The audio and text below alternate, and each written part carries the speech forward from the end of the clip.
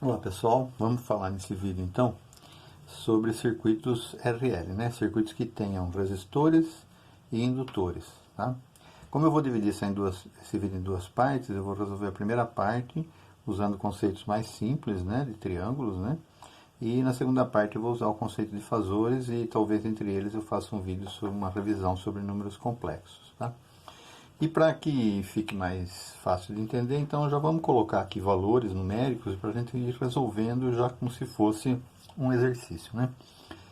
Eu coloquei aqui um circuito onde eu tenho um resistor de 200 ohm, um indutor de 300 mA, uma fonte de 127 volts 60 Hz e estou chutando que vai passar uma corrente ali. Essa corrente todo mundo sabe, ela vai estar em fase com a tensão aqui no resistor, mas no indutor ela vai estar defasada de 90 graus. Então, lógico que a potência ativa desse circuito, a potência que vai ser consumida toda no resistor. O indutor vai se carregar no primeiro semiciclo da senoide e no semiciclo seguinte ele vai devolver energia para a fonte. Então, é por isso que a gente representa o indutor como sendo, depois a gente vai ver, né, um número complexo que só tem a parte imaginária, tá? Já que passa a corrente por ele, tem tensão e não tem potência, quer dizer, só usando um número imaginário, um número complexo para definir uma entidade física desse tipo, né?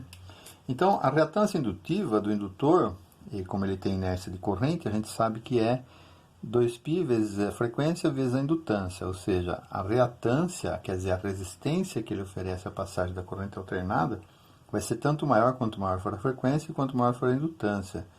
Quanto mais a frequência se aproximar do zero, ou seja, da corrente contínua, mais o indutor vai se aproximar de um curto-circuito, reatância igual a zero.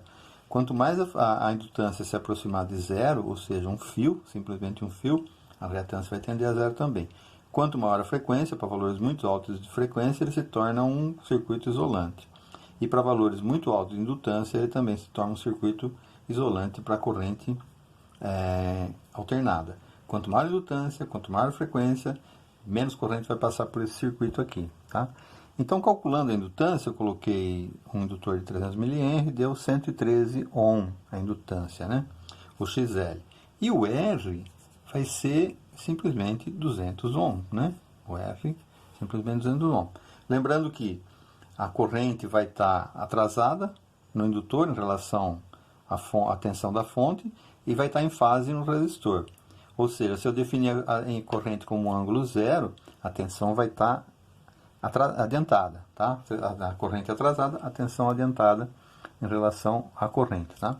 A gente definiu também que eu posso transformar esse circuito aqui, inicialmente, num outro circuito, onde eu tenho, então, a impedância do circuito já calculada aqui, que é exatamente aquilo que a fonte vai enxergar, né? Então, eu tenho uma impedância Z aqui, e eu tenho a fonte de 127 volts aqui, 60 Hz. Tá?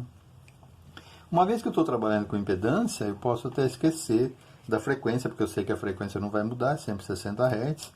E a gente já mostrou que a impedância, né, ela é calculada como a raiz quadrada de R ao quadrado mais XL ao quadrado. Tá? Fazendo essa conta aí, a gente vai encontrar uma impedância Z de 229,7 ohm. Tá? Bom, eu sei que isso aqui é que o circuito está enxergando, né? 229,7 ohm. Essa aqui que a fonte está enxergando. Então a corrente que vai passar por aqui, né? A corrente I, obviamente que I vai ser U sobre Z. Tá? Lei de Ohm, aplicado aqui, a corrente alternada, impedâncias, né? Então a corrente vai ser 127 dividido por 229,7 ohm, que vai dar 0,553 amperes. Tá? Bom, aí eu preciso calcular, por exemplo, a tensão nesses dois elementos. Aí eu volto para o circuito interior, né? Porque resolver um circuito, na verdade, é calcular correntes e tensões. A corrente eu já calculei, tá? As tensões aqui, ó, vamos chamar de VR, e aqui vou chamar de VL, né? VL. Eu sei que a tensão também pela lei de Ohm, né? A tensão VL vai ser XL vezes I, que seria então XL é 113 Ohm, né? Vezes I, que é 0,553, que vai dar 62,49 volts, tá? E o VR, né? Tensão no resistor, então vai ser R vezes I, que vai ser o 113, né? Desculpa, vai ser o 200, né? O 200 ohm, que a gente tinha lá, 200, que é o resistor, vezes 0,553, que vai dar 110,6 volts. 110,6 volts, né? Então, inicialmente, a gente já vê que acho que tem alguma incongruência aí, porque 110 mais 62 vai dar mais do que 127, né? Mas sempre lembrando que essas tensões e essas correntes, as tensões estão em ângulos diferentes no resistor e no indutor, né? Então, a gente tem que fazer uma soma vetorial dessas duas coisas aí, né? Então, a gente sabe que a tensão da fonte, o V da fonte, vai ser, o módulo, né, do V da fonte vai ser raiz quadrada de VL ao quadrado mais VR ao quadrado, tá? Se eu fizer essa soma aí, você vai ver que vai dar próximo, né, tirando os erros aí, 127 volts, tá? Bom, e o ângulo, né? E o ângulo? O ângulo vai ser, tá? O ângulo vai ser a tensão, né? A gente sabe que a tensão no resistor, né? Ou se a gente fizer um diagrama aqui, né? De fasores aqui, né? Um diagrama aqui, a gente sabe que a tensão no indutor está aqui, a tensão no resistor está aqui, né? Então a tensão no resistor está em fase com a corrente aí, a tensão no resistor está atrasada ou está adiantada, né? Então a gente pode pegar e calcular aqui a resultante dessas duas coisas aqui, né? Que vai dar a V da fonte, né? O V da fonte. Tá? E o ângulo é esse daqui, né? O ângulo φ é esse daqui.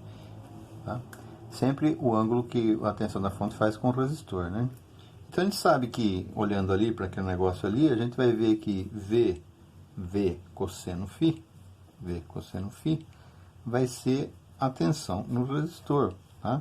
Então o cosseno φ vai ser 0,87, tá? Vamos parar aqui e só analisar isso aqui. A gente já sabe então que o cosseno φ é 0,87. O cosseno φ é também chamado de fator de potência, tá? Significa que 87% da potência vai ser consumida no resistor, tá?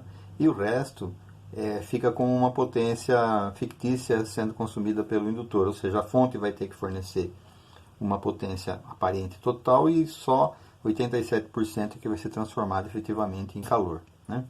Bom, o ângulo então vai ser o arco cosseno, né?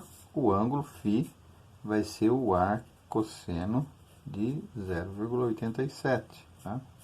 Então o ângulo vai dar 29,54 graus, tá? Então com isso eu consegui descobrir no circuito a corrente e a tensão e o ângulo de defasagem entre eles, tá? Isso aqui é o que é mais importante quando eu estiver resolvendo um circuito. Na prática, envolvendo uma instalação, envolvendo uma análise de comportamento do circuito, se a gente pode simular isso aqui é a simulação de um motor, depois que ele já está em regime, né? Onde isso aqui é a indutância das bobinas, isso aqui é a resistência do fio dentro do motor, tá?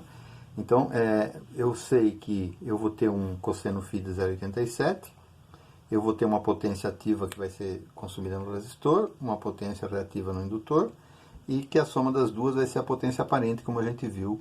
A gente não vai falar de potência hoje, né? Mas como a gente viu num vídeo anterior, tá?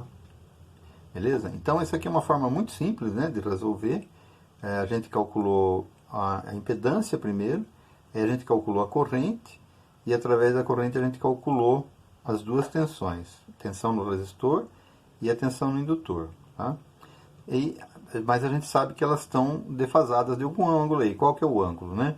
Então a gente traçou um diagrama aqui de fasores e descobriu rapidamente que o ângulo entre a corrente no resistor e a corrente no indutor é de 29,54 graus. atrasada, tá? A corrente no indutor está atrasada, 29,54 graus da corrente no indutor.